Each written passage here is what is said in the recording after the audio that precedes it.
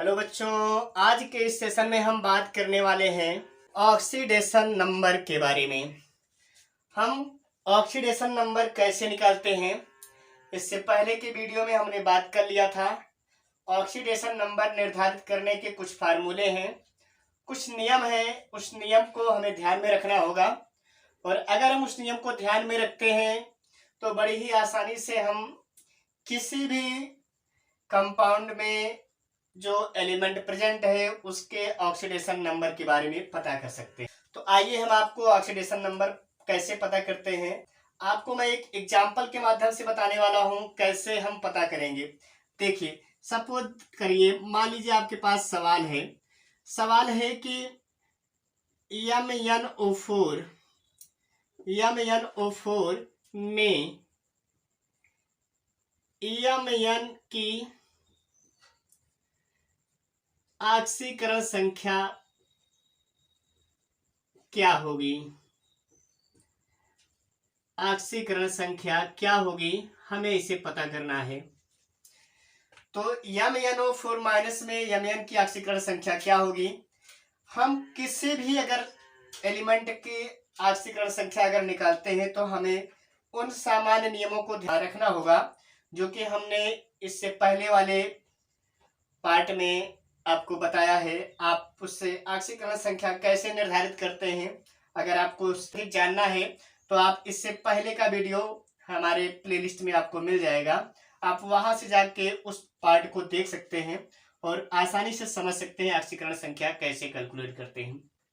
आइए भैया, सवाल दिया है MnO4 माइनस में Mn की ऑक्सीकरण संख्या कैसे निकालते हैं। बहुत ही आसान तरीके से, जिस भी एलिमेंट का ऑक्सीकरण संख्या पूछ रहा है हम उसकी ऑक्सीकरण संख्या को x मान लेते हैं। माना Mn की ऑक्सीकरण संख्या x है, x मान लेंगे। अगर आप ध्यान देंगे उस वीडियो में देखेंगे तो हमने आपको बताया है जो भी आपका कंपाउंड होगा उसके अगर ऑक्सीकरण संख्या का योग निकाले तो जो उस पर उपस्थित चार्ज होता है या तो उसके बराबर होगा, अगर आयन है तो उसके बराबर होगा, कंपाउंड है तो टोटल 0 होगा। इस बात को हम ध्यान में रखेंगे, वहां के इस पॉइंट को आगे देखेंगे। तो इसका मतलब Mn को हमें पता नहीं है तो हमें x मान लेंगे, x लिखेंगे, योग करेंगे। और ऑक्सीजन का हमने बताया था कि सामान्यतः -2 होता है तो हम -4 टाइम है तो लिखेंगे 4 टाइम -2 होगा। क्लियर। और अगर दोनों को जोड़ रहे हैं तो एक चार्ज माइनस आ रहा है तो इसका मतलब यहाँ पर -1 लिख लेंगे। इतनी बात क्लियर हो गई। ऑक्सीकरण संख्या पता करनी है तो जिसकी पता करनी है x मान लेंगे। अगले की हमें ऑक्सीजन की पता थी -2 होती है। -2 कैसे होता है भैया देख लेते हैं। आपको पता है ऑक्सीजन में क्या होता है, ऑक्सीजन का एटॉमिक नंबर 8 होता है, इलेक्ट्रॉन की संख्या 8 होगी, 8 इलेक्ट्रॉन होंगे। और इसका अगर हम इलेक्ट्रॉनिक विन्यास करते हैं तो 2 6 आता है। इसका मतलब ये अपना ऑक्टेन नंबर प्राप्त करने के लिए 2 इलेक्ट्रॉन लेता है। 2 इलेक्ट्रॉन इसे चाहिए, 2 इलेक्ट्रॉन चाहिए, इसका मतलब 2 इलेक्ट्रॉन चाहिए तो इसके ऊपर 2 माइनस चार्ज होता है। इसलिए हमेशा ऑक्सीजन की ऑक्सीकरण संख्या उसकी संयोजकता ही होती है, एक तरह से कहें तो। हमने -2 लिख दिया। 4 है मालिक, 4 इसके परमाणु है तो हमने 4 लिख दिया। अब इसी को सॉल्व कर लेंगे, आपको x की वैल्यू आ गई और x की वैल्यू आ गई तो मैग्नीशियम Mn जो है उसकी ऑक्सीकरण संख्या पता चल जाएगी। चलिए भैया कर लेते हैं सॉल्व। 4 2 जा 8, -8 इक्वल टू -1। अब यहाँ पर प्लस माइनस का मल्टीप्लाई करेंगे तो -8 आएगा इक्वल टू -1। और इसको हम पक्षांतर करेंगे, -1 इधर लाएंगे तो -8 प्लस हो जाएगा। और कैलकुलेट करेंगे तो 8 में से 1 जाएगा, 7 आएगा, +7, यानी x की वैल्यू +7 आ गई। इसका मतलब क्या हो गया, अर्थात Mn की ऑक्सीकरण संख्या +7 होगी। ये हमें पता चल गया, बहुत ही आसान है। इस तरह से कोई भी अगर संख्या पूछेगा तो हम ऑक्सीकरण संख्या निकाल लेंगे, इसे आप नोट कर सकते हैं। और एग्जाम्पल हम आपको बताते हैं।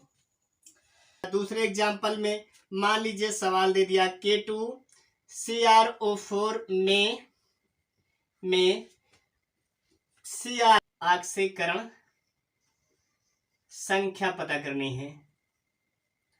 ऑक्सीकरण संख्या पता करनी है। तो बिल्कुल सेम फार्मूला जो हम मान रहे हैं पोटेशियम की पहले पता करेंगे भैया। इसकी तो मान लेंगे x लिख दिया, और क्या होगा, और पोटेशियम देखिए भैया, पोटेशियम का एटॉमिक नंबर हमेशा 19 होता है, और इससे हम इलेक्ट्रॉनिक विन्यास करेंगे तो 287 आएगा, सॉरी 2881 आएगा, 2881 आएगा। इसका मतलब बाहर वाले में 1 इलेक्ट्रॉन है, तो 1 इलेक्ट्रॉन के लिए ये इसे ऑक्टेन नंबर चाहिए, 8 चाहिए इलेक्ट्रॉन। तो इसे अस्थायित्व प्राप्त करने के लिए 8 इलेक्ट्रॉन चाहिए। 8 इसे 7 तो कोई देगा नहीं, तो 1 ही दे देता है ये, और जब 1 दे देता है तो इसका मतलब 1 इसके पास क्या हो जाएगा, 1 इसका ऑक्सीडेशन नंबर हो जाएगा। इसका मतलब 2 है, तो इसका हम +1 से गुणा कर देंगे, ठीक है। अब ऑक्सीजन का हमेशा हमारे पास आपको पता है -2 होता है, तो -2 लिख देंगे, और टोटल कोई चार्ज नहीं है तो 0 लिखेंगे। अब इसी को कैलकुलेट कर लेंगे, क्रोमियम का आ जाएगा 2 1 जा 2 हो जाएगा, Ix हो जाएगा, 4 2 जा 8 -8 हो जाएगा, इक्वल टू 0 हो जाएगा। और इसको सॉल्व करेंगे तो 2 + x, इसको इधर ले जाएंगे तो माइनस है तो ये प्लस हो जाएगा 8, और ये 2 इधर है, प्लस इधर आएगा तो माइनस हो जाएगा, यानी x बराबर आएगा 8 में से 2 गया 6 +6, यानी आपका यहाँ पर Cr की ऑक्सीकरण संख्या या ऑक्सीडेशन नंबर, ऑक्सीकरण संख्या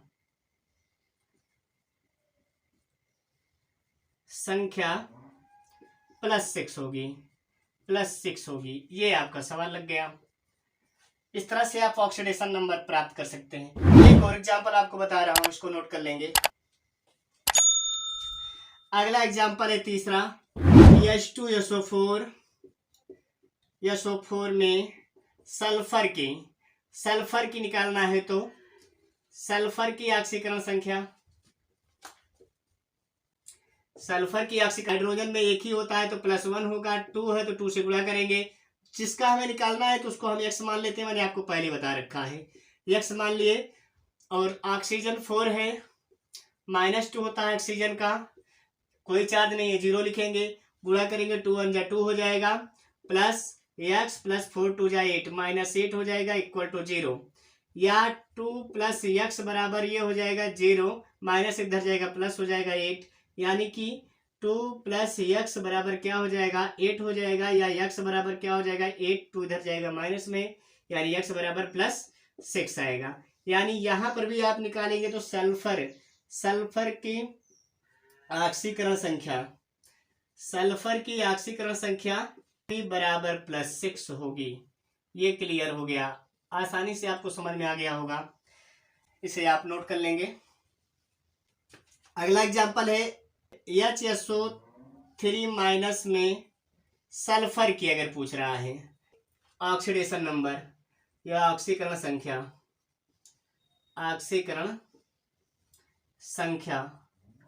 ऑक्सीकरण संख्या कैसे निकालेंगे, सल्फर की निकालेंगे, बिल्कुल जिसका निकालना है मान लेंगे x, हाइड्रोजन का +1 होता है हमेशा, और यहाँ पर ऑक्सीजन का -2 होता है, 3 है तो 3 से गुणा करेंगे, कोई चार्ज है भैया -1 तो -1 लिख देंगे।